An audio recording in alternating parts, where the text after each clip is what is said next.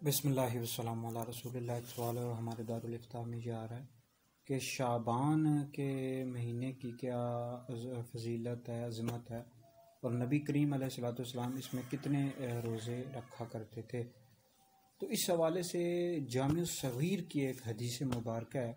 नबी पाक अलैहिस्सलाम ने इरशाद फरमाया कि शाबान शहरी, यानी शाबान मेरा महीना है और रमज़ान अल्लाह रब्बुल इज़्ज़त का महीना है। एक रिवायत में ये आता है कि रजब अल्लाह रब्बुल इज़्ज़त का महीना है, शाबान मेरा महीना है और रमज़ान मेरी उम्मत का महीना है।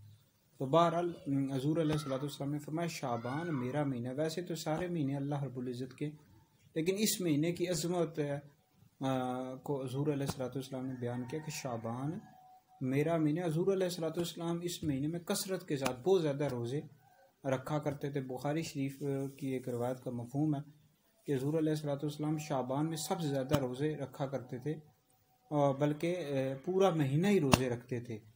तो इसके तहत मुहद्दिसीन ने लिखा है कि हज़ूर अलैहिस्सलाम अक्सर दिन रोज़े रखते थे, यानी यहाँ तगलीब को तगलीब के तौर पर कुल से ताबीर कर दिया, मतलब बहुत ज़्यादा रोज़े रखा करते थे। तो बहरहाल मुहद्दिसीन ने लिखा है कि अगर किसी बंदे के अंदर क़ुव्वत हो, हिम्मत हो तो रोज़े रखे, लेकिन अगर किसी बंदे के अंदर क़ुव्वत नहीं या कमज़ोरी हो जाने का ख़दशा है तो फिर ना रखे, क्योंकि अगर रमज़ान शरीफ आने वाला है तो उसमें फिर कमज़ोरी हो जाएगी, क्योंकि रमज़ान के रोज़े रखना फ़र्ज़ है और ये नफल हैं। तो बहरहाल हो सके तो रोज़े रखने चाहिए। अगर कोई बंदा नहीं रख सकता तो ना रखे, वो गुनहगार नहीं है।